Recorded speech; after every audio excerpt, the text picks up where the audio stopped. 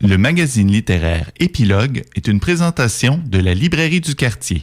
Merci à ce précieux partenaire et à leur équipe de libraires. Vos prochaines lectures vous attendent au 1120 Avenue Cartier. On est en compagnie de Claudine Dufour. Bonjour Claudine, ça fait un petit moment qu'on s'est vu, première présence de 2025, avec nulle autre qu'une autrice prolifique, aimée, connue, Marie Laberge, qui explore cette fois-ci l'aide médicale à mourir. Oui, un grand sujet, très vaste sujet. Et c'est une parution de l'automne 2024 qui me semblait incontournable, là, que je tenais quand même à venir vous partager ici. Alors, 10 jours, court roman quand même, Court Marie roman, Laberge. Hein? Bon, courte évidemment, échéance. est utile de rappeler que Marie Laberge, c'est la trilogie, sa grande trilogie, Le goût du bonheur. C'est plein de pièces de théâtre, près d'une vingtaine de romans aussi. Et là, avec des thèmes sociaux, hein. Elle n'a pas peur, Marie Laberge, elle a abordé la famille, le divorce, le décès d'un enfant. Oui, voilà, donc là, on est vraiment dans toujours cet écho là, au monde contemporain. Oui, donc la date est déterminée. 14 décembre à 11h, cette femme-là quittera ce monde et elle va nous offrir le journal de ces derniers 10 jours avec tout ce que ça comporte d'introspection. En fait, donc c'est un journal qui n'est pas destiné à être lu donc par ses enfants ou par ses proches. Donc elle dit « Je vais le détruire, je vais le brûler ce matin-là du 14 décembre. Mais voici, pour moi, j'en ai besoin. » Un peu de... Lettre à elle-même. Lettre à elle-même, peut-être pour s'avouer certaines choses, des fois un peu inavouables, comme une préférence pour un enfant plutôt que l'autre. Donc, il y a des thèmes vraiment intéressants. Un bilan sans complaisance. Un bilan sans complaisance.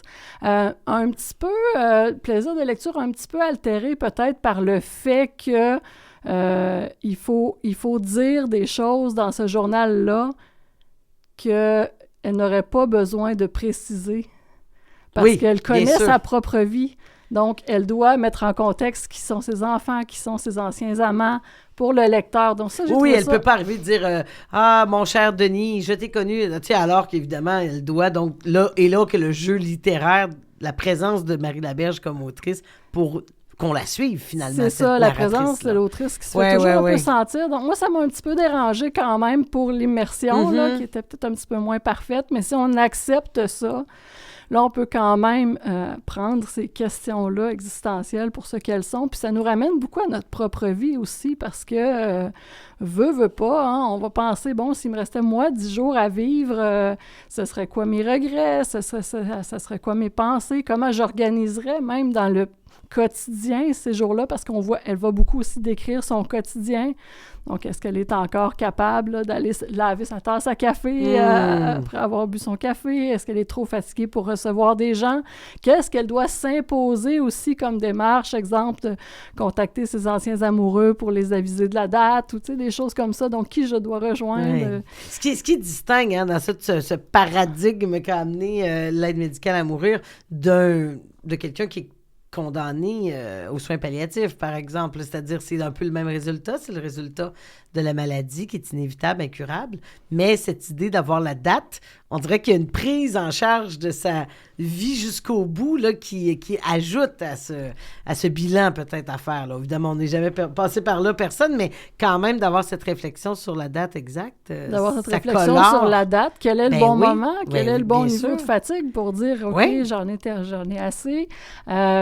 Quelle est la véritable raison aussi de dire « OK, je le fais maintenant. Est-ce que c'est vraiment pour soi? Est-ce que c'est dans tous les cas pour soi? Est-ce que c'est parfois la peur d'être un fardeau pour l'autre? » Donc ça, elle l'évoque aussi clairement.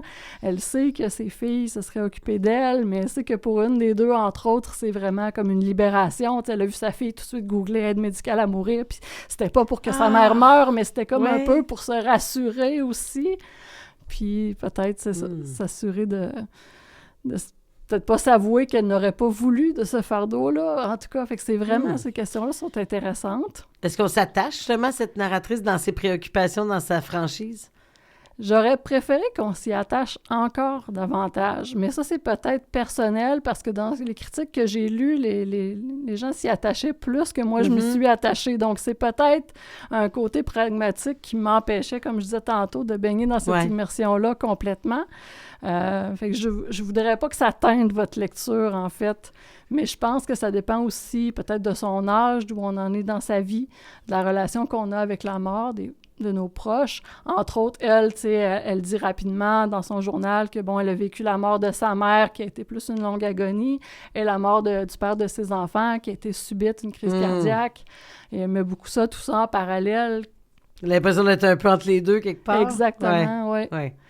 Est-ce qu'il y a un peu de Marie Laberge dans ça? Parce qu'elle a 73 ans. Elle est loin d'être à l'heure du bilan parce que quiconque croise Marie Laberge, je l'ai vue encore sur scène l'an dernier avec Margaret Atwood. Elle est d'une vigueur exceptionnelle, mais c'est quand même une femme qui est peut-être assez pour regarder derrière à l'heure d'un certain bilan. Moi, j'aurais tendance à dire qu'il y a d'elle, effectivement. Elle a dit beaucoup en entrevue qu'elle s'est laissée porter par sa protagoniste, mais je me dis, bon, c'est une femme à peu près du même âge.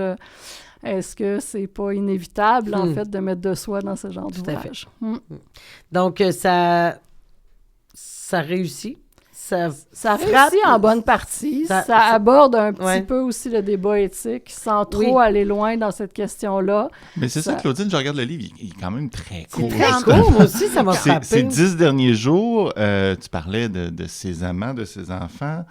Plus dans la biographie ou plus dans les grandes questions existentielles, justement, ce livre-là, au final? Là, ça, en fait, c'est quand même bien réussi. Comme tu dis, c'est très court, puis on réussit à condenser souvent dans les mêmes anecdotes, justement, ce côté biographique et ce côté réflexion sur pourquoi c'est comme ça, est-ce que j'ai des regrets, ou, tu sais, l'introspection est un peu comprimé à l'intérieur des anecdotes. Fait que c'est ce qui permet d'avoir ce journal très court aussi pour que ça puisse être quand même crédible, que la personne, avec l'énergie qu'elle a, puisse rédiger quelques pages par jour sans que ça devienne un roman fleuve qu'elle ne serait pas capable d'écrire à ce stade-là de sa vie. Là. Tout à fait. Donc, la forme aide justement à entrer dans cette brièveté des 10 jours, donc, quand on a la date donc où on va mourir. En tout cas, donc on comprend assurément l'intérêt donc et la plume de Marie Laberge donc sur cet enjeu social très important. Merci beaucoup, Claudine. Merci, Valérie. Et c'est chez Boréal, fidèle éditeur de Marie Laberge.